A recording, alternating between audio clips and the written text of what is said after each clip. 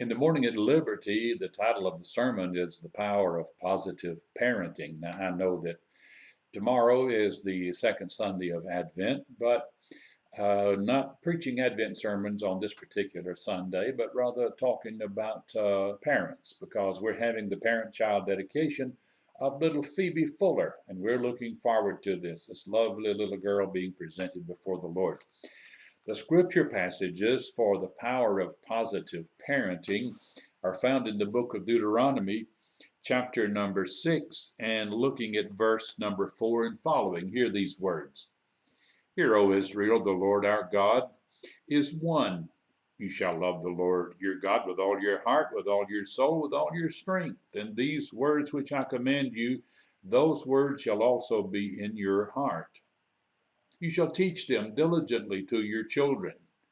You shall teach them when you talk to them, when you sit with them in the house, when you walk with them on the pathway, when you lie down for bed at night, and when you get up in the morning, you're to teach them.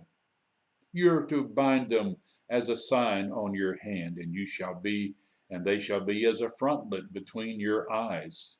You shall write them on the doorpost of your house and on your gates, the things that God has told us to do and the things that God has said to us. And then there is this passage also in the book of Proverbs, chapter 22, verse number 6. Train up a child in the way he should go, and when they are old, they will not depart from it. One day last week, I decided we needed a new thermostat for our house. The old thermostat, the backlighting is about like an ill lightning bug.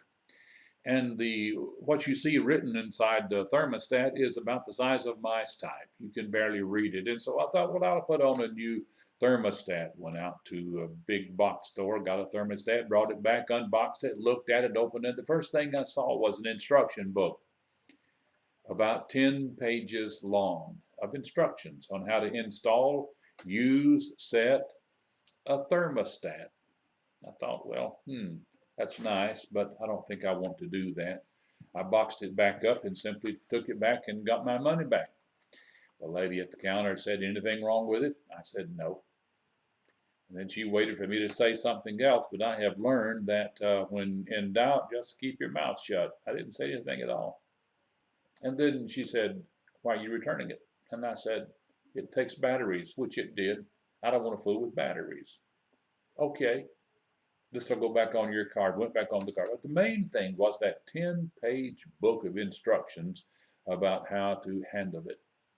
You buy any sort of equipment today, a saw, and you'll get a 10-page book of instructions or larger. You buy a new grill, the same thing. You buy an automobile and they give you about 300 pages of instructions. And in our last automobile, we got 3 books, a big, heavy, thick one, which I still have not read, and then 2 smaller ones, which I thumbed through, but did not particularly care for them. Put them up, and there still are functions on our car that I have no idea about how to work with them because I just haven't read the instruction book. I thought it would be nice if little babies would emerge with an instruction book. Oh, says the doctor, you have a little boy, and oh, wait, here's something else. See that attached to his toe with a little blue ribbon? It's a packet of instructions, but they don't come with a packet of instructions. They don't come with anything at all. It's still the doctor says, oh, you have a little boy. Here he is. Do your best with him and just enjoy him while you can. No instruction book. Would be nice. We get more instruction for cars, for thermostats, for saws, for grills, for drills. For whatever you buy, you'll get instructions for it. But when our children are born, it's kind of like, here you go. Have a go at it. See what happens. But the Lord has not left us floundering in our efforts to be a good parent. There are some guiding principles. And some of those guiding principles are found in the book of Proverbs, chapter number 22, verse number 6, where Solomon, the wisest person that ever lived, simply says, train up a child in the way he should go, and when he is old, he will not depart from it. And then in the book of Deuteronomy, the writer said that we are to teach our children diligently these words. Be sincere about teaching our children the Word of God. How to be a good parent? I wish I could tell you I know all the secrets, and I have all the keys, and I can tell you everything that you need to do to be a good parent, but I'm sorry, I guess I just can't quite do that because I wasn't that good myself, I must admit and confess. But the parent is a teacher. The parent is the one who is, first of all, instructing their child. We are told to teach, train, direct. And that word train in the Old Testament, train up a child, that's from a Hebrew word that refers to the midwife. And when the midwife was there at the delivery of the child, she would take a bowl and she would put some figs, or she would put some grapes or some dates in it, and she would mash them up. And then she would stick her finger in the bowl with the figs or the dates. And then she would place her finger with that gooey stuff on that finger in the little baby's mouth, and the little baby would begin to suck away, and a thirst, a hunger was created within the child because of that taste. That's what the writer of Proverbs says. Train up a child. Create a taste in their mouth. Create a longing for, create a desire, create something about the child that they will find appealing, that they will follow. Create for them something that they will want to do or something that they will want to be. Find out how they are bent and what the direction of our life is. Get to know them and then work with them. Train up a child in the way he should go. I can tell you the material world knows about how to create a taste and how to create an appetite. If I say to you, give me a break, break me off a piece of that, what? That Kit Kat bar. And they're creating a taste for Kit Kat bars. Or they say, in my day, it was, they're great. And it was Tawny the Tiger saying, eat these sugar cornflakes. They are so good. And they created the taste for them. Or there are other things. The brewers know how to create a taste, and they will trot out those big, beautiful Clydesdale horses, and they will pull a beer wagon, and they will go out on a starlit night with the snow falling, and the horses then will kneel before the star. And they create a taste, and they say, here, drink Budweiser. The commercial world knows how to create an appetite for different things, and this is what the Bible tells us to do, that within our children, we are supposed to create something that our children, however, what we want them to do and who we want them to be. For what will we create? What kind of a taste will we create within them? They will develop the taste for the things for which they are exposed. I visited a home one time, and we were talking about some things, and there was a little girl there about 3 years old, 2 or 3 years old, and the parent said, tell Preacher Don what you think about the Georgia Bulldogs.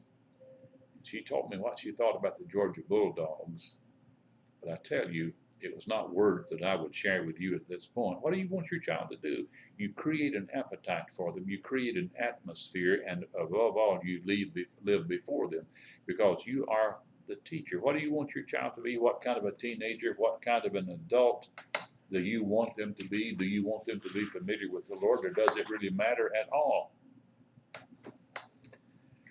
In the book of Deuteronomy, it says that we are to establish a goal for our children, that we are to, and it translates, the Hebrew word can be translated impress, or repeat, or teach diligently.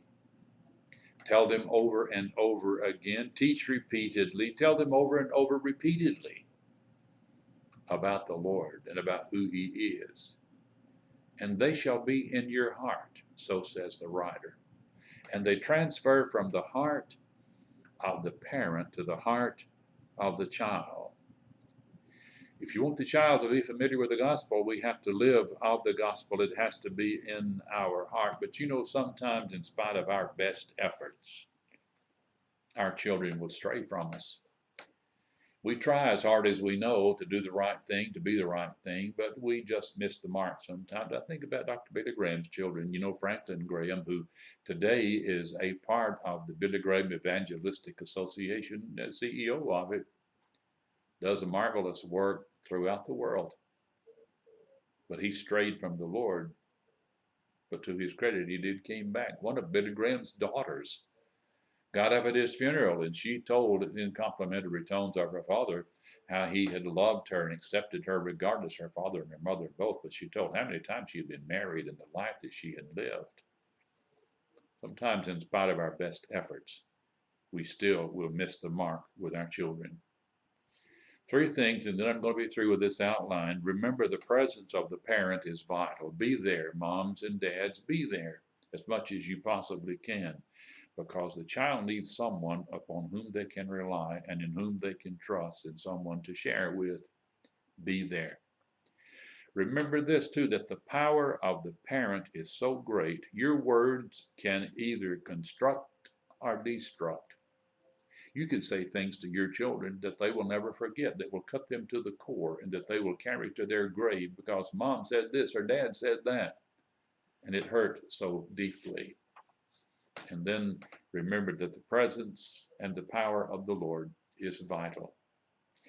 In the book of Proverbs, it says, teach these things, teach what the Lord has said, teach what the Lord has done. Never omit them, but let them be in your heart. Want to be a good parent? Remember that it has to be in your heart. Worship with your child.